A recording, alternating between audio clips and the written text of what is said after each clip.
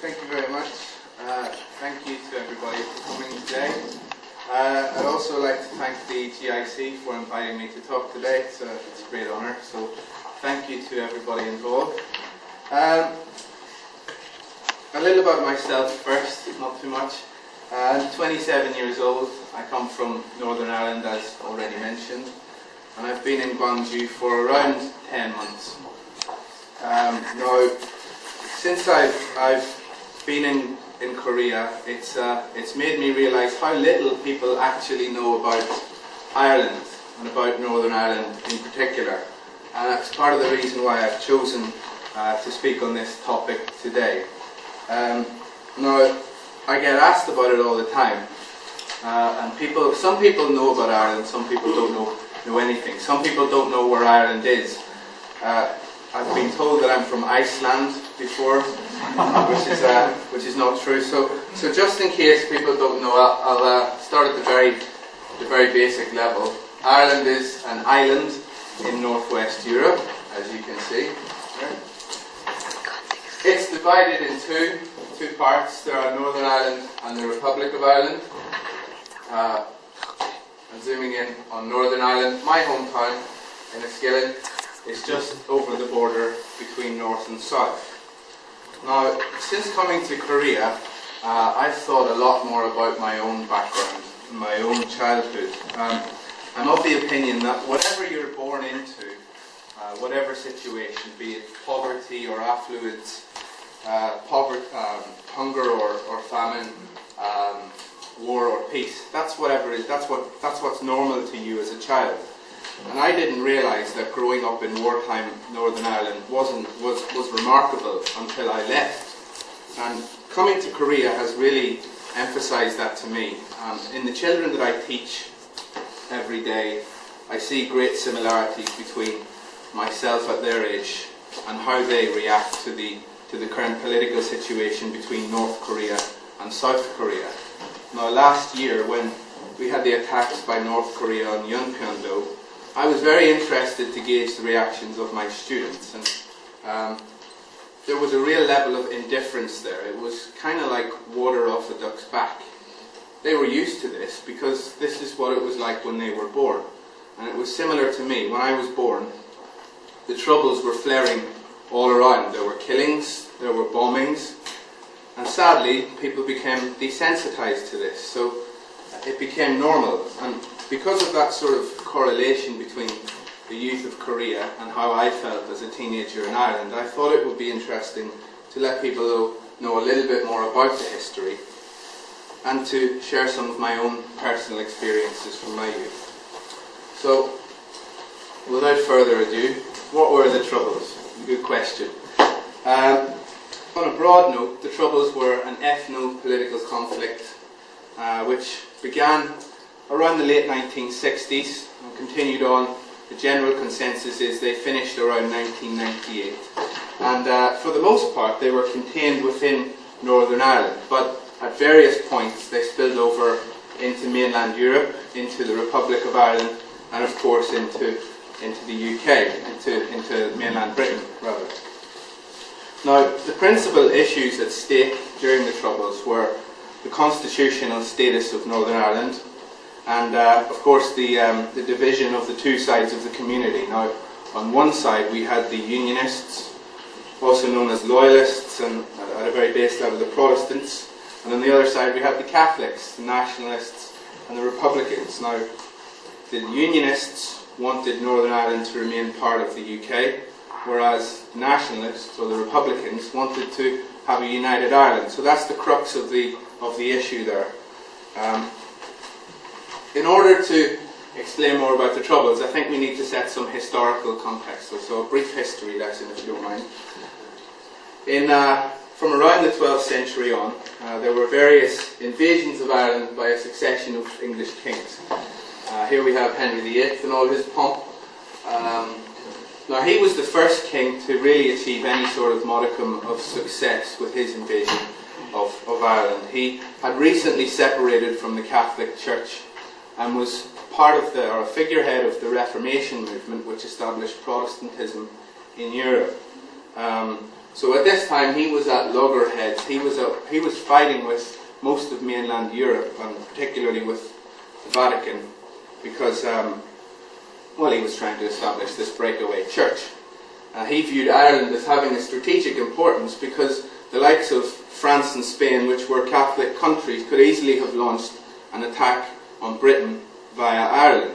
So for this reason, he forced the Irish government to declare him as the Irish king, and he increased, and successive kings after him increased laws to try and increase the control over this thinly colonised land. Now, one of the things they did was to introduce plantations, which was when they confiscated land from the Irish Catholics and gave the land to the Protestant settlers from the UK, from Britain. And a lot of these settlers came from Scotland, and they were settled in the north of Ireland, which is Ulster, which subsequently, many years later, became Northern Ireland, which was a predominantly Protestant region. But I want to speak briefly about my education. That's not me, but I didn't have it as difficult as these kids. Some children found it very difficult to get to school, particularly in areas where there was a lot of sectarian violence, and this is just one such incident. But I went to a Catholic school, as I mentioned, from the age of 4 until 18. And as such, I would have to wear a distinctive uniform, which instantly branded me as a Catholic. On the other side, you would have children who were wearing uniforms which would instantly brand them as a Protestant. So there was definitely division there. There was sectarianism, and quite often our school would fight with the Protestant school like this. We definitely had sectarianism within our school. In particular, there was a lot of chanting about IRA this and IRA that. I remember my first visit to a Protestant church as part of a peace initiative with my school, and I was utterly terrified. Again, I didn't know what to expect because they were such an alien concept to us. We had had no contact, so I had no idea what it would be like in a Protestant church. I kind of expected there to be some sort of Indiana Jones-esque ritualistic sacrifice, and when I did go in, I was shocked at how normal it was. You know, it was just the same as the church I went to pray.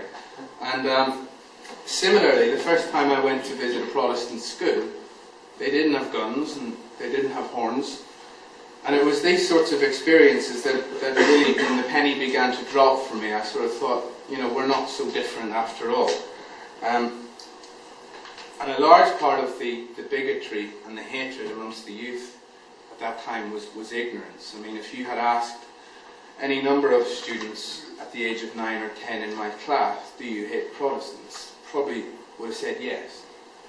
If you asked them why, they wouldn't have been able to tell you. But I think it's similar to if I was teaching a group of elementary students in Korea, and I said, do you hate Japanese people? A lot of them would say, unfortunately, yes, we do. If I asked them why, they would say, I don't know. I just do. And that's the way it is. It's just an ignorance thing, and it's really something that shouldn't be tolerated. Thankfully, though, Northern Ireland is a very different place today than it was when I was a child.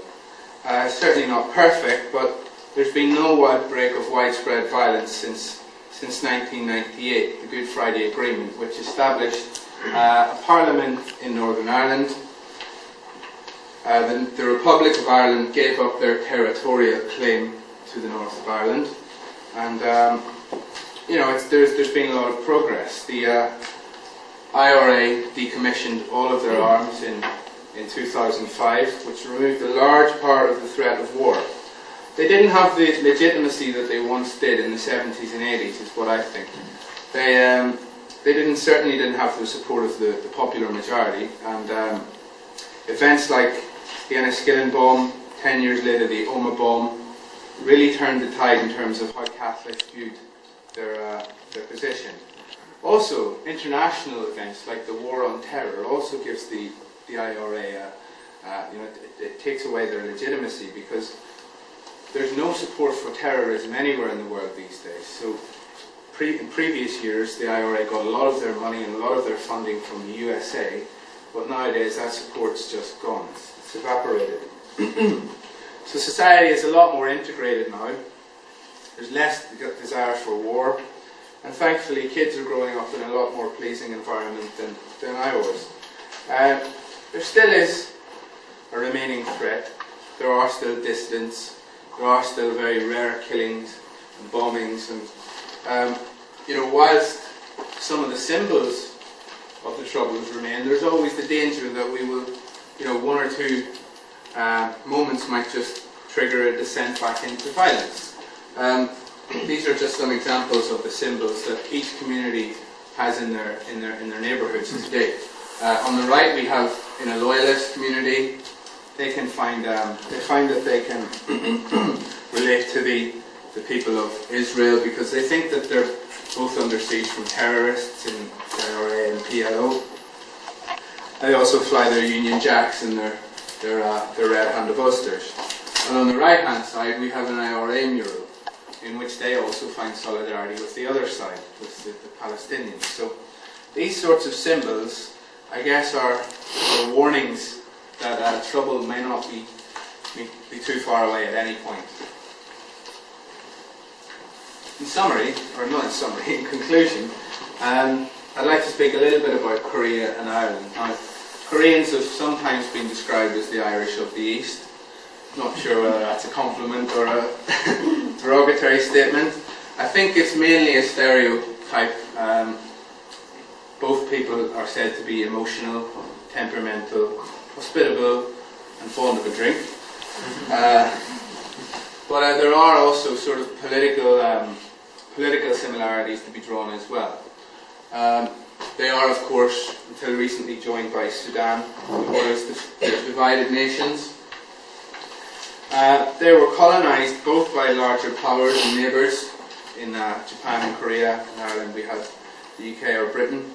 And the effects of this colonisation can still be felt today in both countries. They were also split largely due to the influence of outside powers. And